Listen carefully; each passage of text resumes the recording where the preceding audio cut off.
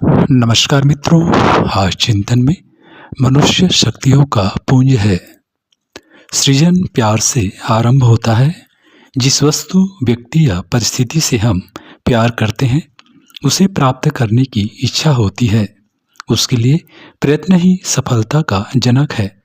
मोटे तौर से किसी सफलता का श्रेय उसके लिए किए गए प्रयत्न या पुरुषार्थ को दिया जाता है, पर यह स्थूल निरूपण है।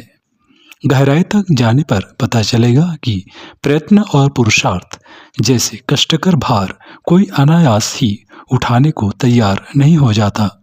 उसके मूल में तीव्र इच्छा, अभिष्ट को प्राप्त करने की होनी चाहिए। तभी शरीर और मन का सुव्यवस्थित पुरुषार्थ बन पड़ता है।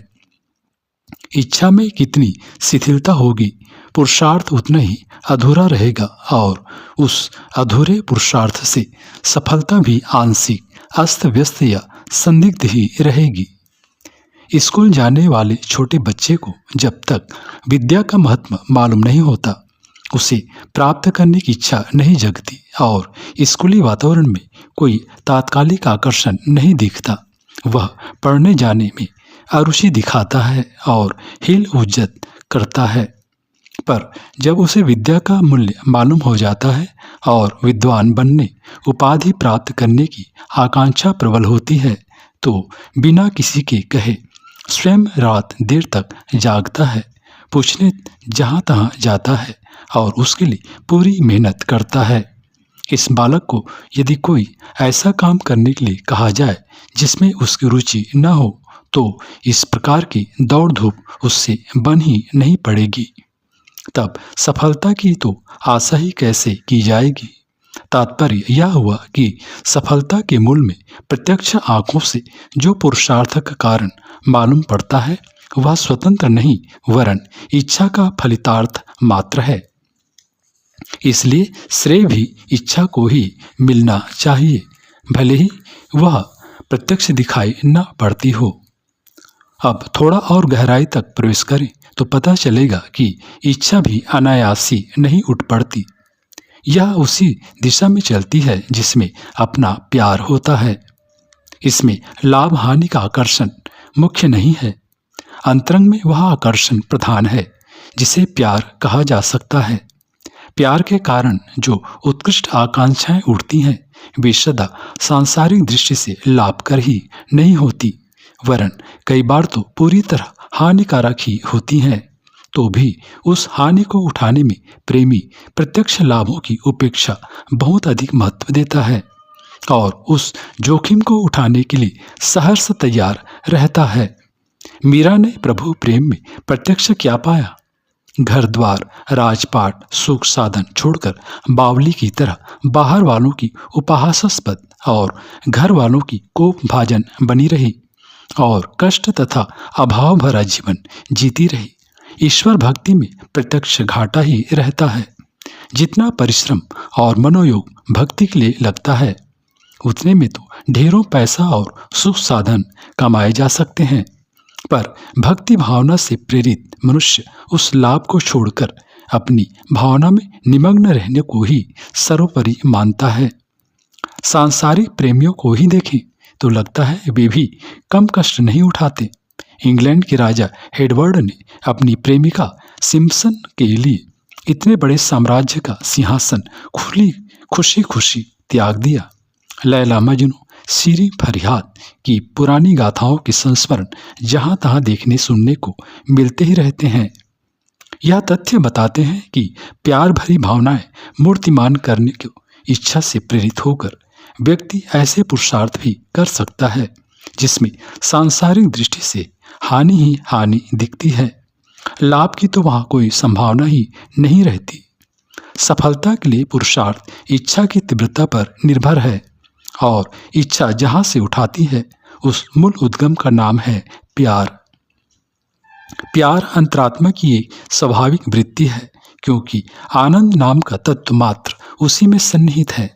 सुख साधन तो पदार्थों के द्वारा मिल सकते हैं अथवा लोगों के शरीर खरीदकर उनके द्वारा उपलब्ध किए जा सकते हैं, पर आनंद दूसरी चीज है। उसे आत्मा की छाया कह सकते हैं। अंतःकरण जिस पर अपनी आत्मीयता का आरोपण कर देता है, उसमें उसे अपनी प्रतिच्छाया प्रतिध्वनि का दर्शन होता है। यही प्यार है। आत्मा अपने को देख नहीं सकता, अपने रस को स्वयं चख नहीं सकता। इसके लिए उसे किसी दूसरे माध्यम की जरूरत पड़ती है। अपना मुख अपने आप देख सकना कठिन है, इसके लिए दर्पण की जरूरत पड़ती है। उसी प्रकार आत्मरस को निचोड़ने और उसका आस्वादन कराने के लिए किसी दूसरे निर्जीव या सजीव माध्यम की जरूरत पड़ती है।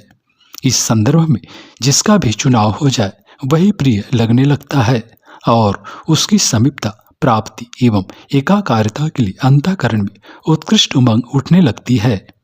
वस्तुतः इस उमंग का नाम ही प्यार है। वह पदार्थ या व्यक्ति जिससे प्यार किया जाए है, वह तो गौण, निमित्त अथवा माध्यम मात्र है।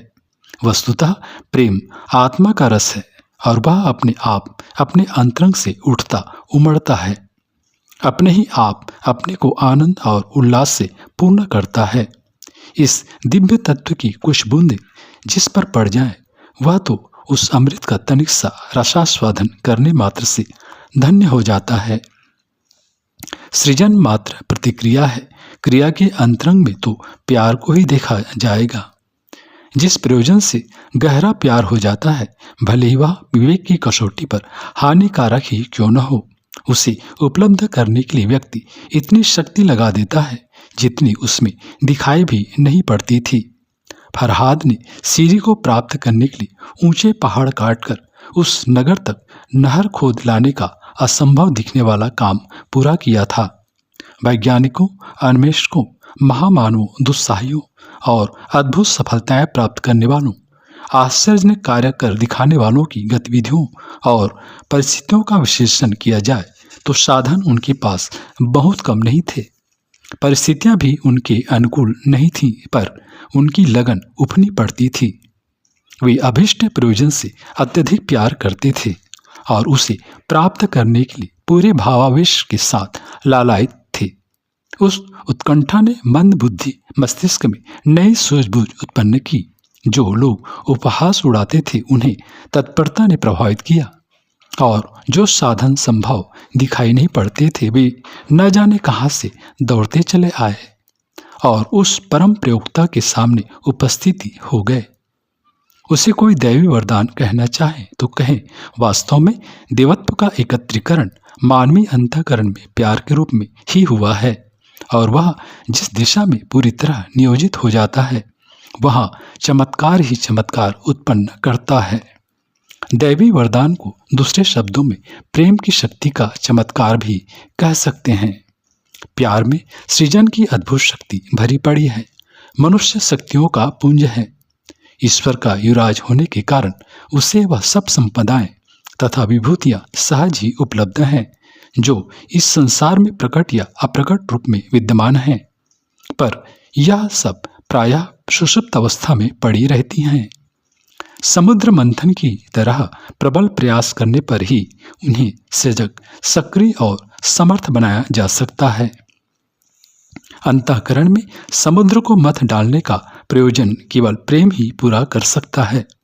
प्रेमी की समस्त जागृत और सुषुप्त सामर्थ्य सब होकर अभीष्ट दिशा में संलग्न हो जाती है।